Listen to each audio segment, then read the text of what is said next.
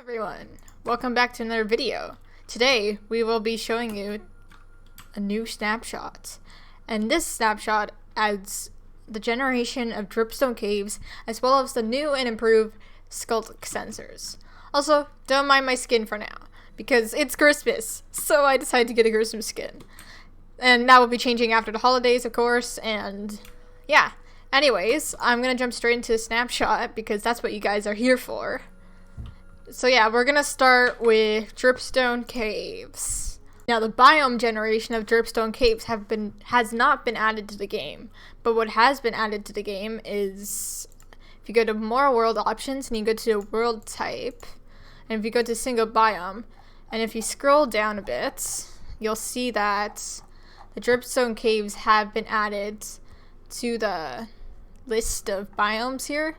So you can just select that one and should be generated in your world when you create a new one. So yeah, let's go check that out. So as you can see here, I'm in game mode spectator, and if we go under the world, you can see that there's a lot of caves underneath, and I forgot to put on night vision, but you can see that the dripstones have been indeed generated within caves. They have not changed the cave generation so far, but dripstones have indeed been added. That's one thing they did not lie about.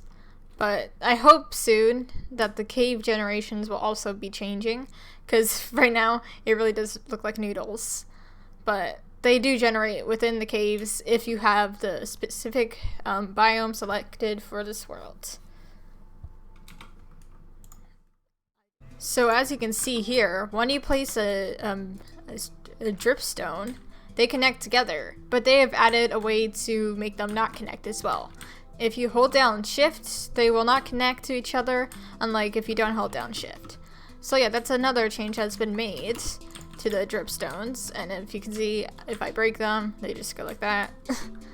But yeah, I think that's been all the changes for dripstone caves and stuff, and I hope they soon enough update the biomes for the dripstone caves and not just make it naturally generated within the world. But yeah, that will come in future snapshots, so don't worry about that and sit back and relax. A change has been made to the bundles. As you can see here, it now displays the fullness without you pressing the F3 and the F3 advanced tools thing.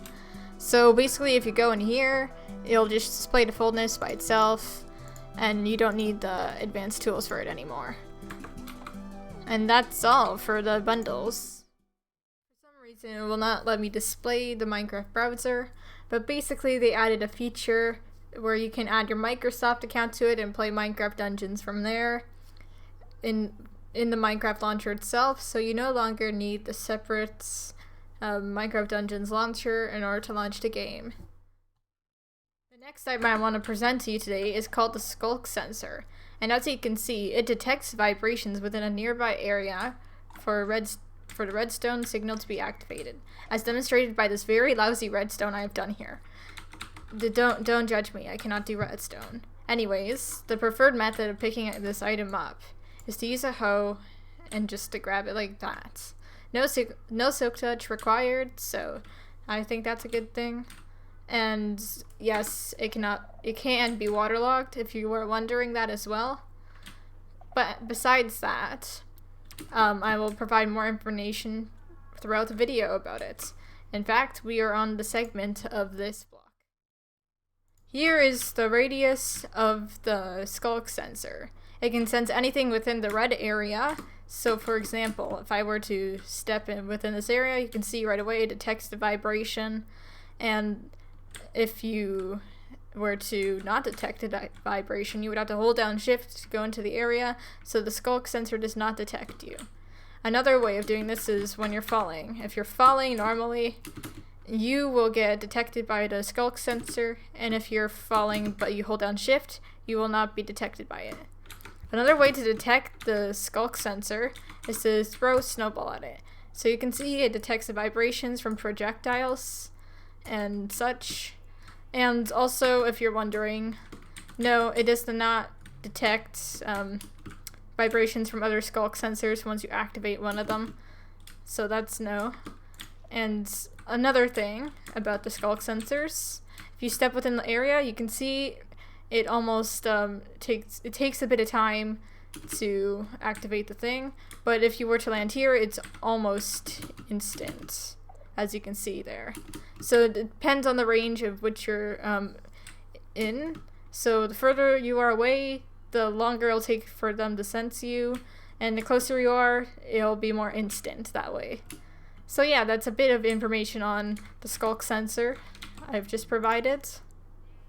Now, another thing about the radius of the skulk detection is that if you place down blocks, you hear the vibration, but if you shift and place down blocks, you will get the same effect as when it vibrates when you're not holding down shift. Anyways, so when you place down one block, you can see that the vibration goes like this, but if you place down multiple, you'll see that it only goes to that one block that you just placed down. And with this, you can kind of create like barrier sound where it can only detect within certain areas. And if you have, like, for example, if you're behind a block, you can see it also detects you from there. So yeah, it's pretty interesting how this works. I did not expect it to detect you through a wall, to be honest.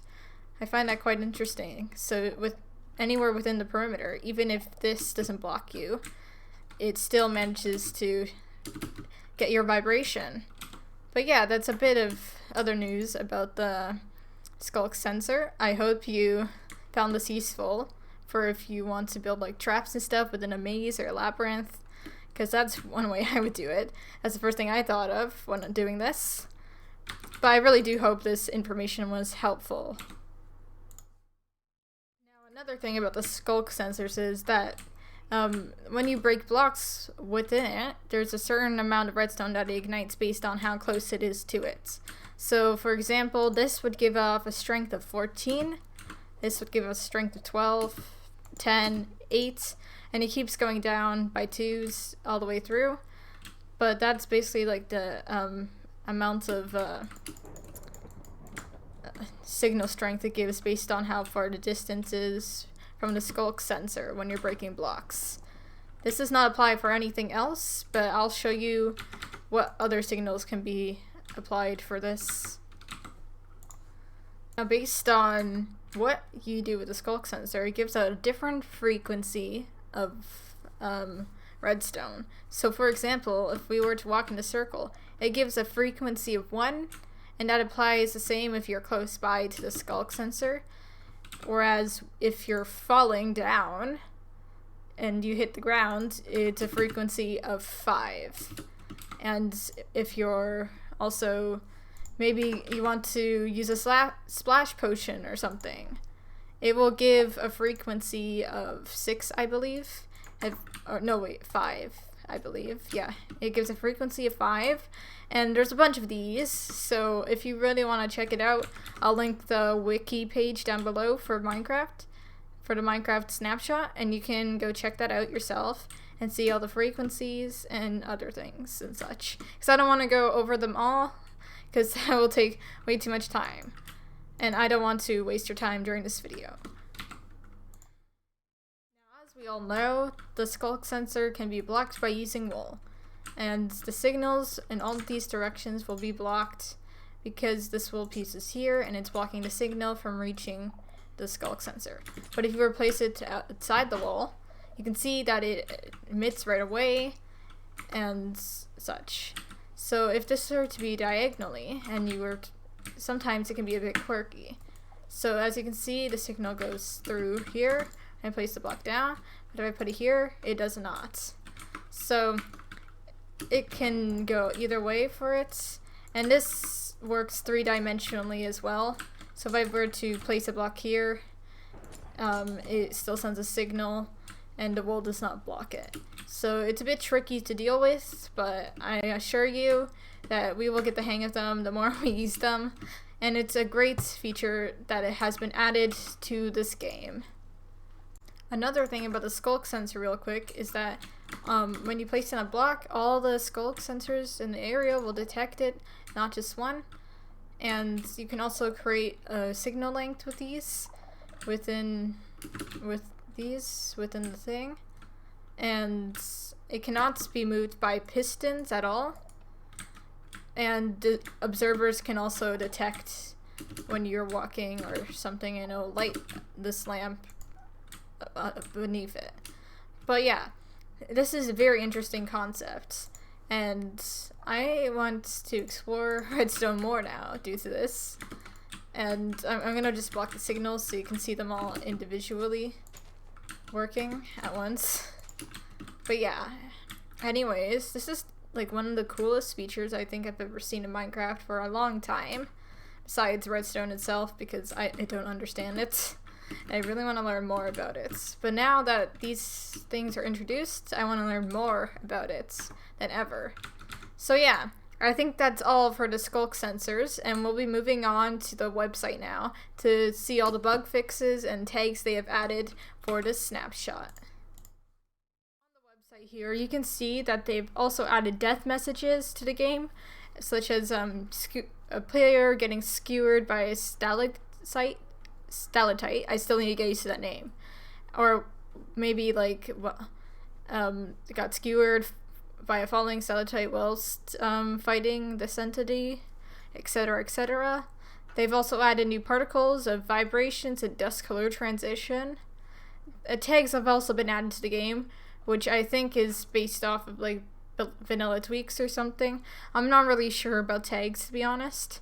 It's not really my go-to thing when it comes to Minecraft. I don't know much knowledge of it, so visit the website to learn more about it. And they also added this new thing for custom dimensions, so feel free to check that out as well. And here are a list of all the bug fixes they have added in this snapshot. So yeah, the website will be listed in the description below. If you want to check out more information about it, then feel free to. Now, I hope you guys enjoyed the snapshot video. If you did, please leave a comment down below so I can upload more for you guys with the future snapshots that are coming out. Also, I've noticed that most of you are not subscribed following my Twitch. So I'm going to do a shameless self-promotion on my Twitch now. I stream weekly there, and it's fun. You guys can join. I have a lot of friends who are on Twitch as well, so we all stream together. It's all fun and good. And yeah, so please go check that out if you can. And of course, leave a like on this video, subscribe, and don't forget to turn that bell notification on if you want to get notices about my new snapshot videos that come out either weekly or every 2 weeks. But anyways, that's the end of this video, guys. I hope you guys enjoyed, and I'll see you in the next one.